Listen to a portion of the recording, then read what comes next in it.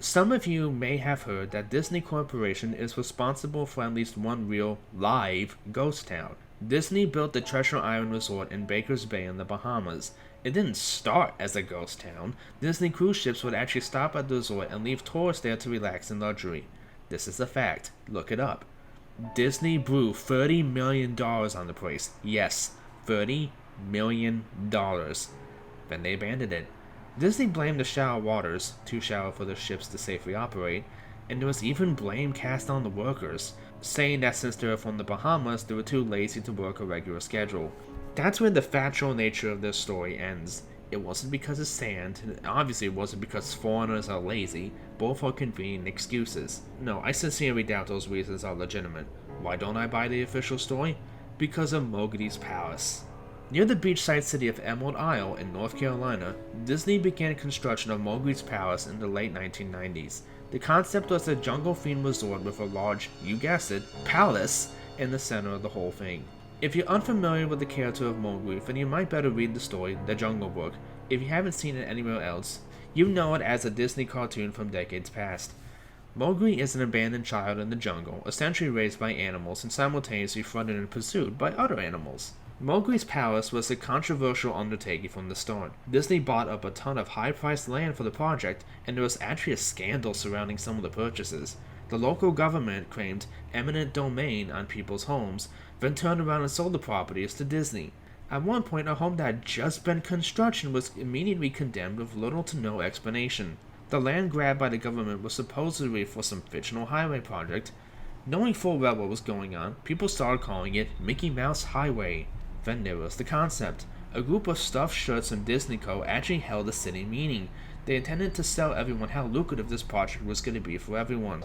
When they showed the concept art, this gigantic Indian palace, surrounded by jungle, staffed with men and women in loincloths and tribal gear, well, suffice to say, everyone flipped their shit. We're talking about a large Indian palace, jungle, and loincloths not only in the center of a relatively wealthy area, but also a somewhat xenophobic area of the southern United States.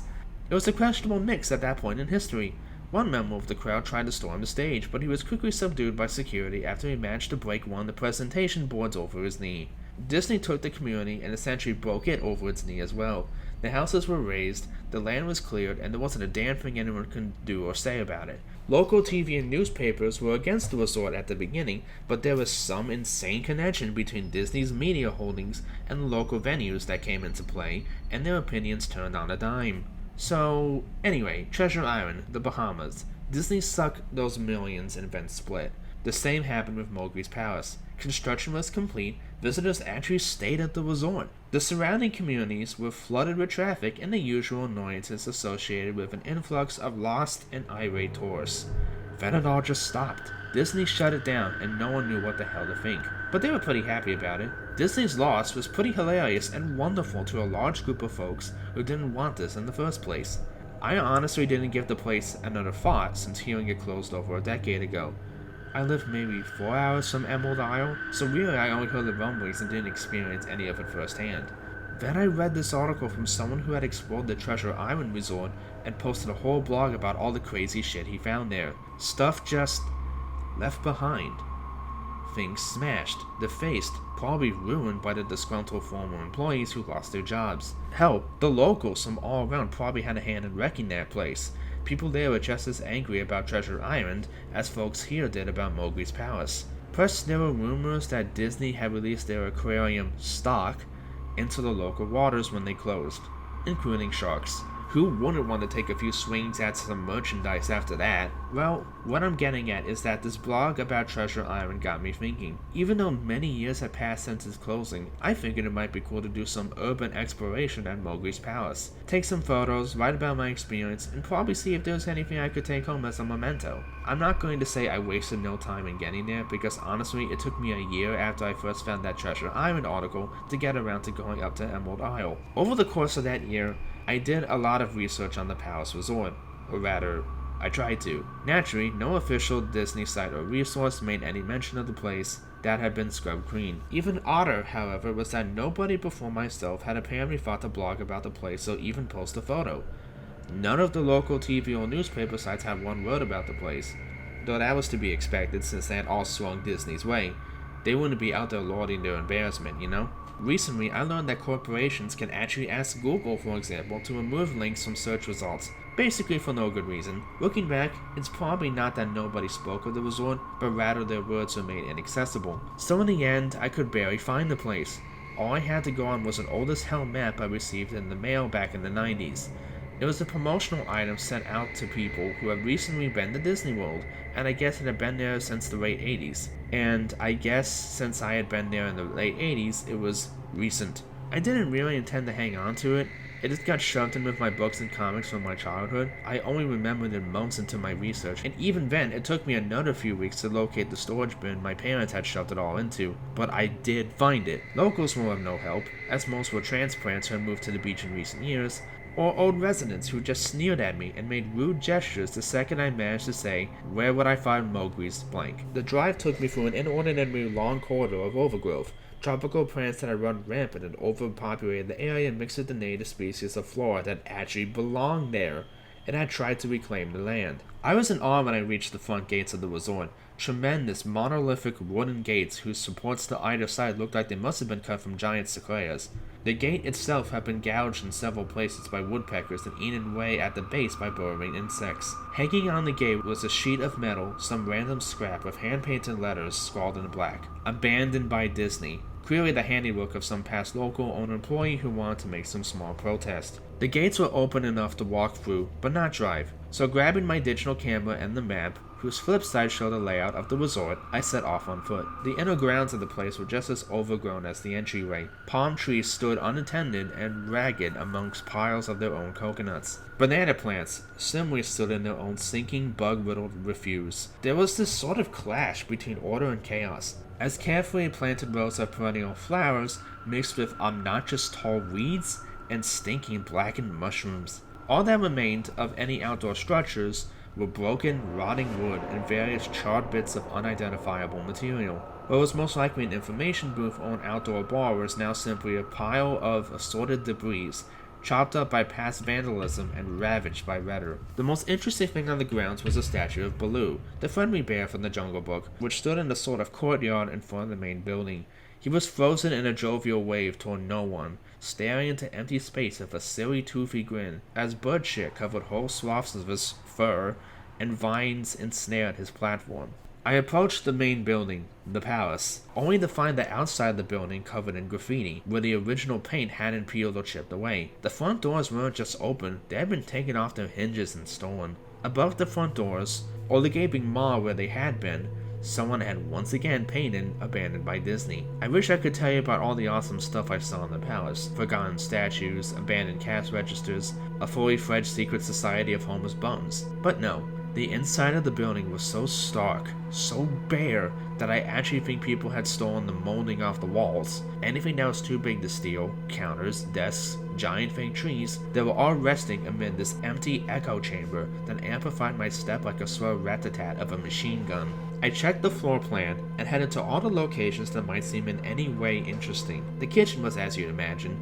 An industrial food prep area with all the appliances in space. No expenses spared. Every glass surface was broken, every door knocked off its hinges, every metal surface kicked and dented. The entire place smelled like old piss. The huge freezer, not even remotely cool now, had row upon row of empty shelf space. Hooks hung from the ceiling, probably for hanging cuts of meat. And as I stood inside for a moment, I noticed that they were swinging. Each hook swung in a random direction, but their movements were so slow and small that it was almost impossible to see. I figured it must have been caused by my footsteps, so I stopped one from swinging by clutching it into my fist and carefully letting it go. But within seconds, it started to swing once more. The bathrooms were in much the same state as the rest of the place. Just like the Treasure Island resort, someone had methodically smashed each porcelain commode with coconuts and other implements. There was about a half-inch of rancid, stinking, stagnant water on the floor, so I didn't stay there very long. What's odd is that the toilets and the sinks and the bidets in the ladies' room, yes, I went there, are all dripped, leaked, or just ran freely. It seemed to me that they should have shut the water off long ago. There were plenty of rooms in the resort, but naturally I didn't have time to look through them all. The view I did peer into was similarly wrecked, and I didn't expect to find anything there. I thought there was actually a television or radio in one room, as I really think I heard a quiet conversation coming out. Though it was like a whisper, probably my own breathing echoing in the silence, or just another case of the sound of flowing water playing tricks on my mind. This is what it sounded like. I didn't believe it. Short, unknown reply. I didn't know that. I didn't know that. I didn't know that. Your father told you. Unknown reply, or possibly just weeping. I know that sounds ridiculous. I'm just telling you what I experienced. Why I thought there might have been something running in that room. Or even worse, some vagrants who had holed up there and probably would have knifed me. At the front doors of the palace again, I figured I hadn't found anything of note and had just wasted the trip up. As I looked out the door, I noticed something interesting in the courtyard that I had apparently missed. Something that would have given me at least one thing to show for all my trouble, even if it was just a photograph. There, as a lifelike statue of a python, maybe 80 feet long, coiled up and sunning itself on a pedestal right in the center of the area. It was almost time for the sun to start setting, so the light fell onto the object in a perfect way for a photograph. I approached the python and snapped a photo, then I stood on my toes and snapped another. I moved closer again to get the detail on its face. Slowly, casually, the python lifted its head, looked directly into my eyes, turned and slithered off the pedestal across some grass into some trees. All 80 feet of it. Its head long disappeared into the woods before its tail even left the sunning spot. Disney had released all their exotic animals onto the grounds. Right there on my floor plan map was the reptile house. I should have known. I read about the sharks at Treasure Isle. I should have known they'd done this. I was dumbfounded, just utterly stupefied. My mouth must have been hanging open for the longest time before I came back to Earth and snapped it shut. I blinked a few times and backed away from where the snake had been. Back toward the palace. Even though it was totally gone, I still wasn't taking any chances and backed my way into the building. It took a few deep breaths and slaps to my face to get myself right in the head again after that. I looked for a place to sit down, as my legs were feeling a bit like jelly at this point. Of course, there was no place to sit down unless I wanted to recline in the broken glass and dead leaf carpet or haul myself up to a desk of questionable reliability. I had seen some stairs near the palace lobby and decided to go have a seat there until I felt better. The staircase was far enough away from the front of the building to be relatively clean, save for a startling accumulation of dust. I pulled a wedge of metal off the wall, once again painted with the abandoned by Disney motto I'd become accustomed to. I placed the wedge on the stairs and sat on it to keep it at least somewhat clean. The stairway led downward, below ground level. Using my camera flash as a sort of improvised flashlight, I could see that the staircase ended in a metal mesh door with a padlock, a sign on the door. A real sign, which read, "Mascots only, thank you." This perked up my spirits a little bit, for two reasons. One, a mascots only area would have definitely had some interesting stuff back in the day. Two, the padlock was still in place. Nobody had gone down there. Not the vandals, not the looters. Nobody. This was one place I could actually explore, and perhaps find something interesting to photograph or wantonly steal. I had come to the palace essentially agreeing with myself that it was okay to take anything I wanted because, hey, abandoned. It didn't take too long to bust the lock. Actually, that's wrong. It didn't take too long to bust the metal plate on the wall that the padlock was hooked to. Time and decay had done most of the work for me, and I was able to bend the metal plate enough to pull the screws out of the wall, something nobody else had apparently thought of or hadn't been able to do at the time. The mascots only area was a startling and very welcome change from the rest of the building I'd seen. For one, every second or third fluorescent light overhead was illuminated, even though they flickered and faded randomly. Also, nothing had been stolen or broken, even if age and exposure were definitely taking their toll. Tables had notepads and pens. There were clocks. Even a punch-in clock on the wall complete with filled-out time cards. Chairs were scattered around, and there was even a small break room with an old static-filled television and long rotted-out food and drink on the counters. It was like one of those post-apocalypse movies where everything is left in a state of evacuation. As I walked the maze-like sub-basement hallways of the mascots-only area, the sights just became more and more interesting. As I went further, desks and tables were knocked over, papers scattered and almost melded with the damp floor, and a large carpet of mold was slowly overtaking the real rotting crimson floor covering. Everything was just sort of squishy. Anything wood disintegrated into mush when I applied even the lightest amount of force, and clothing items hanging on hooks and around the room simply fell into moist threads if I tried to unhook them. One thing that annoyed me was that the light was becoming more sparse and unreliable as I went further into the dank, suffocating depths of the place. Eventually I reached a black and yellow striped door with the words "Care to Prep 1" stenciled on it. The door wouldn't open at first. I figured this was probably where costumes were kept, and I definitely wanted a photograph of that twisted, stinking mess. Try as I might, whatever angle or trick I tried, the door wouldn't budge. That is, until I gave up and started to walk away. That was when there was a slight popping sound and the door creaked open slightly. Inside the room was completely dark. Pitch black. I used the camera flash to look for a light switch in the wall by the door, but there was nothing. As I made my search, I was drawn out of my sense of excitement by a loud electrical buzz. Rows of lights overhead suddenly flashed to light, flickering and fading in and out like the rest I had just passed. It took a second for my eyes to adjust, and it seemed like the light was just going to keep getting brighter until all the bulbs exploded, but just when I thought it would reach that critical stage, the lights dimmed a bit and steadied. The room was exactly as I had pictured it. Various Disney costumes hung on the walls, thoroughly put together like strange cartoon cadavers hung from the invisible nooses. Various Disney costumes were hung on the walls, fully put together like strange cartoon cadavers hung from invisible nooses. There was an entire rack of loincloths and native clothes on hangers near the back. What I found odd and what I wanted to photograph right away was a Mickey Mouse costume at the center of the room. Unlike the other costumes, it was lying on its back in the center of the floor like a murder victim. The fur on the costume was rotting and shedded, created bare patches. What was even odder, however, was the coloring of the costume. It was like a photo negative of the actual Mickey Mouse. Black where he should be white, and white where he should be black. His normally red overalls were light blue. The sight was off-putting enough that I actually put off photographing the thing till last. I took a picture of the costumes hanging on the walls.